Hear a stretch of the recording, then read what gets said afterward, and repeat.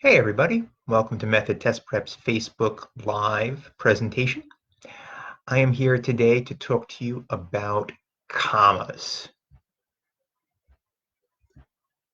Commas are one of the most commonly misunderstood punctuation marks.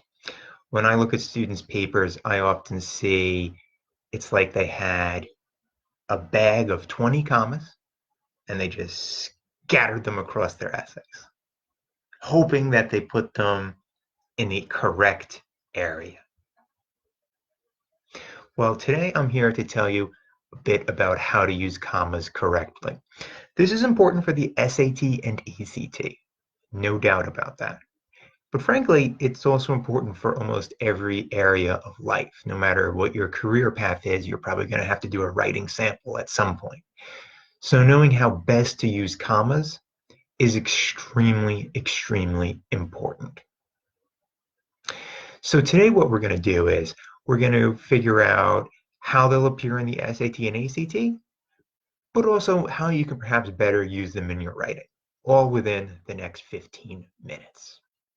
So one of the things with commas is that we have to be able to identify independent and dependent clauses. So an independent clause is just a fancy word for a complete sentence. A dependent clause is just a fancy word for part of a sentence. As it says here, it's part of a sentence that's waiting for more information. So what does that mean? Well, a lot of times you'll notice that a long sentence has segments that could be removed and the sentence would still make sense. That's what we call a dependent clause. It depends on there being more to the sentence. Whereas an independent clause is a complete thought. It's got itself a subject, it's got itself a verb, tells a complete story. So on the SAT and ACT, commas are very popular. I have noticed that on the test, the SAT and especially the ACT like to give you too many commas, and you actually have to choose a choice that has less of them. Why is that? I think this is because both tests see that students tend to overuse commas. So a lot of times they're trying to have you fall into that trap. So let's just briefly talk about what commas do. Then we'll take a look at a few questions, and then I'll let you get back to your quarantine. So, commas. They separate items in a list, which we see right here. This is the concept that I think most students are familiar with. I think if you asked most people, they would tell you, yes, you use commas between items on a list. We used apples, oranges, bananas, and lemons in our recipe. I don't know what that would be a recipe for, maybe a fruit smoothie or something. That's one most people know. Because it's one most people know, do you think the SAT and ACT asks too much about it? Not a ton. It comes up, don't get me wrong, but it doesn't come up a ton. The next thing it does is it sets off non-essential information. Some of you may have heard this as an appositive clause or a dependent clause, as we discussed up here. Now, the actual grammar terminology does not matter. Doesn't matter at all. What matters is that you're successfully able to find the error, but you don't need to know the terms. So this is a perfect example of a dependent clause being able to be removed from the sentence. John, the owner of the store, expanded his business. Now, if you look at what's between commas, you could take it out of the sentence and the sentence would still make sense. John expanded his business. So when you can do that with something that's between commas, it means that the commas are correctly placed. Because if you have a dependent clause, or as we said here, non-essential information, that's in the middle of a sentence, it gets commas around it. Okay, so If it's non-essential information, why do these sentences bother to have it anyway? There's a reason. A non-essential clause usually provides you with useful information. It's not necessary, but it's helpful. For instance, you could say John expanded his business, but the person could ask you back, wait, which John are you talking about?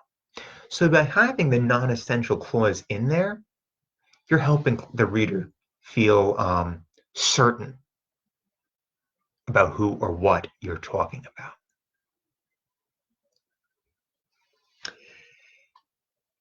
Commas can also come after an introductory phrase. So what the heck is an introductory phrase? An introductory phrase is when the beginning of a sentence orients you in a time or a place, right? Since last century, in Rome, before going to school. When you start off a sentence like that, clarifying a time or a place, you always put a comma after it, and then you go to the complete sentence. Perfect example right here. Since last century, the study of genetic coding has increased.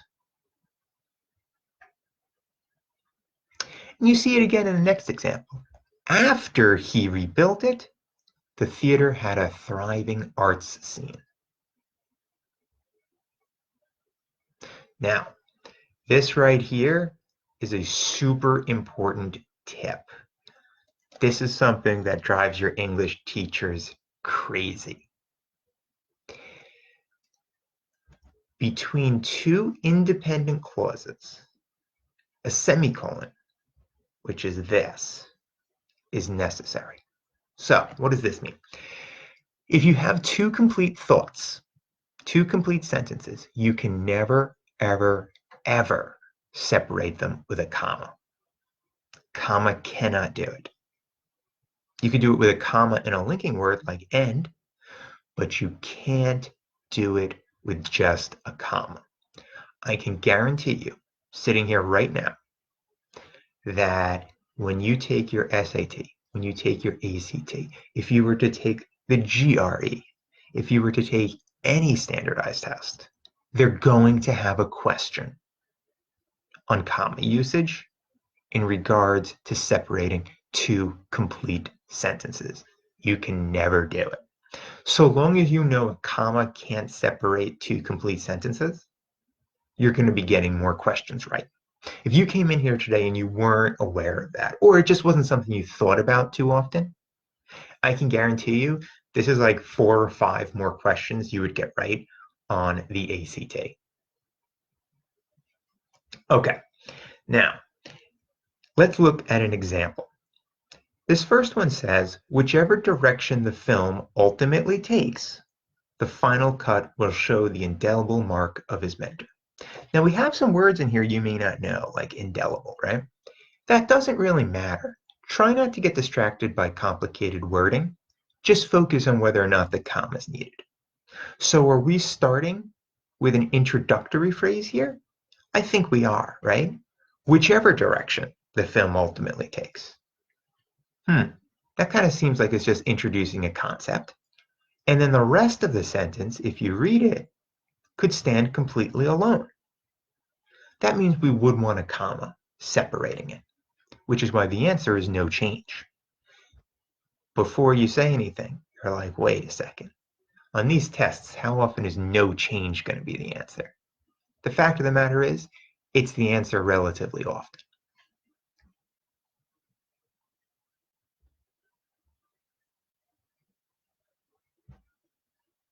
Okay, so let's look at the next sentence. The entrepreneur developed a unique new approach for his prototype, innovating greatly on past versions. Okay, so the first thing to do is to read the sentence, see if we can spot a complete sentence. I can. It tells me here, the entrepreneur developed a unique new approach for his prototype. That seems like it can be a complete sentence. What I have right here, innovating greatly on past versions. This seems like it's defining or further clarifying what came before. When part of a sentence seems to define or clarify, that's a sign. That's a sign that it's usually a dependent clause. Because a lot of times it's just further explaining things in case you were uncertain about what the complete part of the sentence was talking about. That's why I would put a comma here, such as they show me in choice B. But I just want to touch on what's going on in the no change version. In the no change version, there's a semicolon. A semicolon separates two complete sentences. I think if you were to read innovating greatly on past versions, you'd realize that's not a complete sentence. There's no subject, for instance. We're not told who's doing the innovating. So that wouldn't count as a complete sentence. And that's why the answer has to be choice letter B.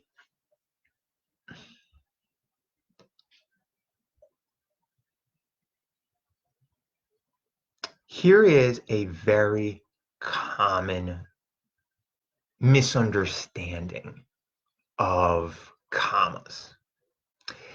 People assume that if you say somebody's title, you would then put their name between commas. But that's not true, and we can test it. So this says revolutionary hero and founding father, John Adams, was an early architect of our enduring democracy. So when I'm tutoring students, a lot of times they tell me, oh, the answer here is no change. But it's not. Why? Well, let's read the sentence again, removing what's between commas, and see if the sentence still works. Revolutionary hero and founding father was an early architect of our enduring democracy. That sounds kind of strange. You can hear it, right? You're sitting there like, no, that doesn't sound right. So that tells me that John Adams is necessary. Here's what you can often do. If you have a title to a person's name, you can sort of just cross it out and replace it with professor. Professor John Adams. Does that seem like it's one thought or something you would pause with? Professor John Adams. Oh, that seems like one thought. So I don't think we need to put commas. So if there's like a long title before the person's name, just replace it with a shorter title. And that will make it so you feel more comfortable going with your choice. So is there ever a time when a name goes between commas? There is. When the title has a definite article in front of it, that's when you will need a comma. I'm going to give you an example right now. The president, FDR, started the New Deal. Here, if you removed FDR, the sentence still makes sense. The president started the New Deal. So when you have a word like the or a in front of the person's title, that usually means their name needs to go in between commas. So these three questions here are the most common SAT and ACT comma questions. So if you found that you were getting a lot of comma questions wrong, coming back to this lesson will help you out a lot, and you're going to feel a lot more comfortable when you're taking the test.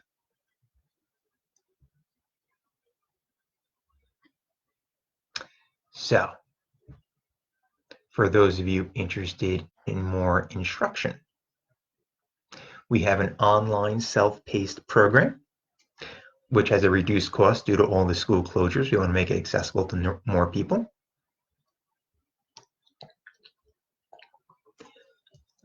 So when you go to sign up, methodtestprep.com/online SAT ACT program, you enter in the code FUTURE, and that'll give you 50% off. So take that down if you'd like. And of course, you can still review this video even after it posts.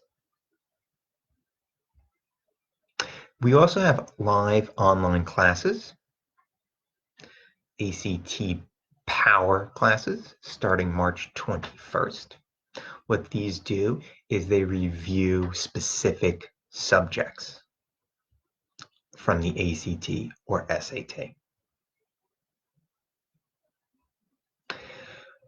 This is along with tutoring and other SAT and ACT classes, all of which are currently online due to the shutdowns, all of which are very helpful if you are struggling with your SAT and ACT and are worried because they took away the May and you want to be really prepared for the next one that they do.